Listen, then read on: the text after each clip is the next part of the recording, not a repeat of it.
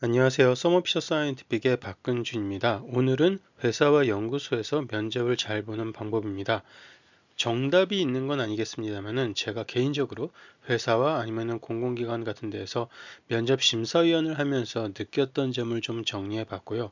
사실은 면접 날 뭘 그렇게 한 번에 확 잘할 수 있는 팁이 있다라기보다도 그 면접에 오기 전까지 여러분이 평소에 좀 신경을 써두면 좋을 만한 그런 내용들이 들어있기도 합니다. 자, 전공자를 뽑는 면접에서 돋보이는 방법이라고 한다면은 아마도 그 사람이 평상시에 호기심도 많고 그다음에 계속해서 새로운 거를 잘 배울 수 있는 사람이라는 점이 어필되면 좋지 않을까 생각합니다. 회사에서는요, 여러분, 완벽한 사람을 뽑을 수는 없습니다. 그리고 회사 안에서도 계속해서 또 업무가 바뀔 수도 있어요. 따라서 이렇게 평상시에 호기심을 가지고 새로운 거를 계속해서 잘 배울 수 있는 사람이 굉장히 중요합니다. 자, 그럼 처음에 주의해야 될 것은 지금 회사에서 어떤 사람을, 연구소에서 어떤 사람을 뽑는지를 잘 보셔야 됩니다. 그래서 구인 정보에서 요구하는 역할을 잘 파악을 해서 내가 정말 하고 싶은 일인지 그걸 잘 먼저 본인이 판단하셔야 되고요.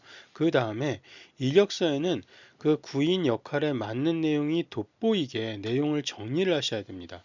전에 어떤 일이 있었냐 하면은 미국에서 굉장히 유명한 곳에서 박사학위도 받고 막 이력이 굉장히 좋은 그런 분이 한번 지원을 해주신 적이 있었는데 그분은 우리가 이러이러한 경험이라든가 이러이러한 테크놀로지를 잘 아는 분을 뽑습니다라고 돼 있던 그런 내용이 자기소개서에 하나도 없었어요. 이력서에. 즉 이분은 모든 곳에 똑같은 이력서를 계속 여기저기 보내고 있었던 겁니다. 그게 다 눈에 보이게 되는 거죠.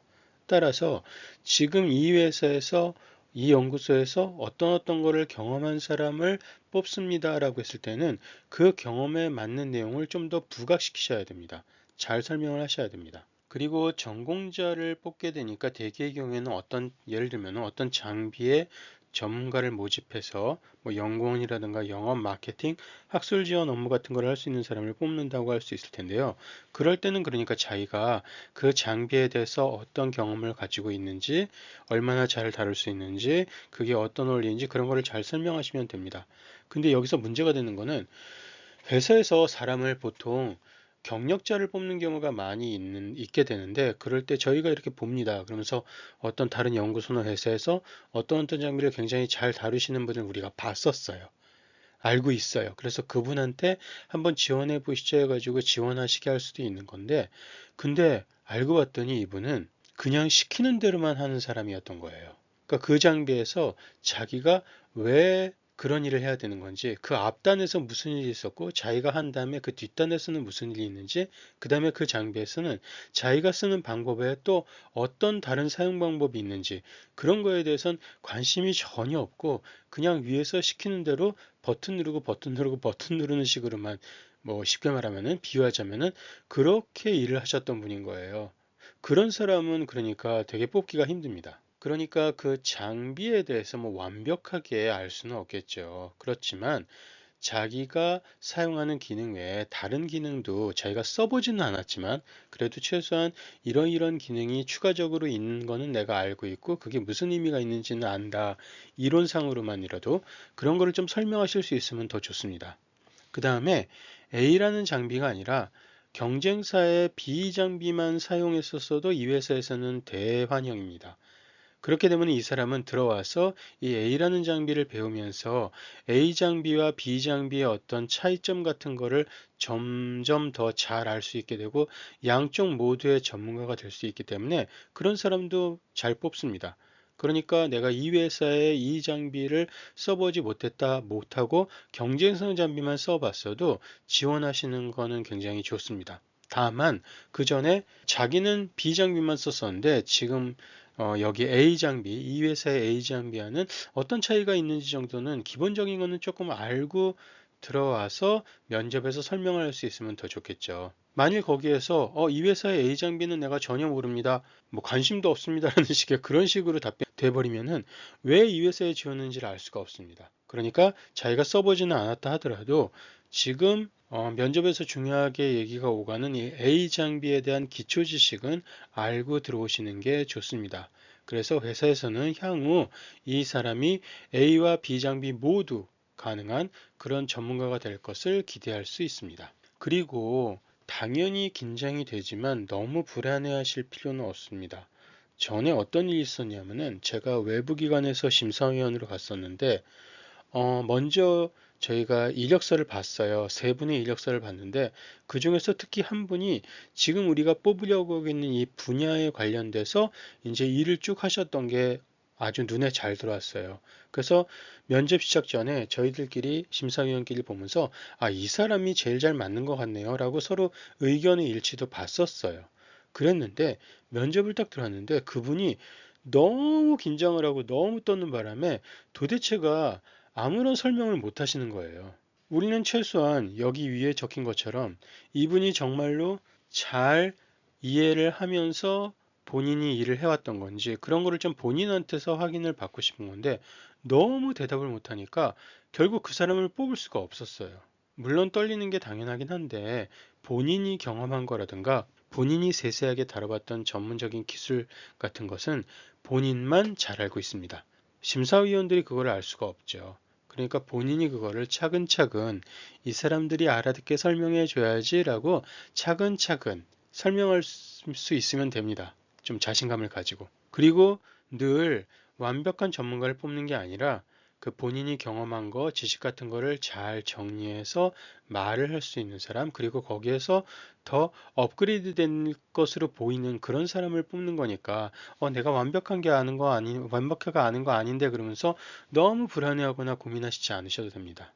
그러니까 너무 답변을 너무 못하시면은 저희가 이력상으로는 괜찮아 보였어도 그분에 대해서 우리가 확신을 할 수가 없는 거죠. 그리고 또 하나 많이 보이는 실수 중에 하나인데 여러분이 이력서 자기소개서에서 자기가 정말 진취적이고 성실하고 호기심이 많다라는 그런 얘기는 아무리 쓰셔도 의미가 없습니다. 얘가 주위에서 저를 모모라고 모모한 성격이라고 말을 합니다라든가 그런 것도 사실은 큰 의미가 없어요. 왜냐하면은 입장을 바꿔놓고 생각해 보시면 그걸 도대체 어떻게 할 수 있습니까? 그러니까 여기에서는 진취적이고 성실하다라는 걸 쓰는 게 아니라 대신에 이 위에서 여기 답변에서 그게 나와야 됩니다. 자기가 정말 진취적이고 성실하고 호기심이 많다면은 이 부분에 대해서 이력서에서 잘 쓸 수 있고 이 부분에 대해서 자기가 면접에서 잘 설명을 할 수 있어야 되는 거죠. 자기소개를. 그리고 정말 이 회사에 들어오고 싶다면은 이 회사에 대한 질문도 한두 개 준비해 두시는 게 좋습니다. 보통 마지막에 그런 시간을 드리거든요. 그래서 여러분들이 이 회사에 대해서 하나라도 조금 더 잘 파악을 한 다음에 들어오시는 것도 굉장히 중요하죠. 면접은 여러분들이 회사를 고르는 것이기도 합니다. 그리고 뭐 이상한 직장 들어갔다가 마음에 안 들면 그냥 때려치우면 되지 그렇게 생각할 수 있는데 직장을 너무 자꾸 옮기는 것은 경력상에서 의문점을 생기게 하므로 신중하게 하셔야 됩니다. 이력서를 딱 봤는데 어떤 회사 들어가서 6개월 있다 나오고 어떤 회사 들어가서 3개월 있다 나오고 그런 식으로 이력이 쭉 나와 있으면은 그 사람이 사실은 하나도 잘못한 게 없고 그 회사 쪽에서 되게 문제가 있었거나 그렇다 하더라도 지금 시점의 심사위원들은 그걸 알 수가 없어요. 다 확인을 할 수도 없고. 그러니까 이 사람이 뭔가 개인적으로 문제가 있거나 어떤 새로운 조직에 적응을 잘 못한 사람이기 때문에 이런 식으로 계속 자꾸 옮겼나 보다 그렇게 생각할 수도 있거든요. 그렇게 되면은 그 사람은 또 뽑기가 힘들죠. 저희는 지금 신중하게 사람을 한 명 뽑아가지고 그 사람하고 계속 오랫동안 일을 하는 게 굉장히 중요한데, 이 사람 들어왔다가 금방 나갈지도 모르겠는데, 그런 생각이 들게 되면은 심사위원들이 뽑는 거를 좀 주저하게 됩니다. 그러니까 여러분들도 회사가 여러분을 고르는 것처럼 여러분도 신중하게 회사를 잘 골라가지고 지원해서 이왕 들어갔다면 어느 정도는 좀 나쁜 게 있어도 그 회사에서 충분히 많이 배우고 경험을 해가지고 좀 오래 근무하는 게 아무래도 더 좋습니다. 자, 여러분이 만일 면접에서 떨어졌잖아요. 떨어지게 되면은 물론 저 같아도 되게 낙담하고 막 실망하긴 할 텐데 근데 대개의 경우는요. 지금 보시면 아시겠지만은 면접에서 떨어진 이유는 여러분의 능력 쪽이 문제가 아니라 타이밍의 문제입니다.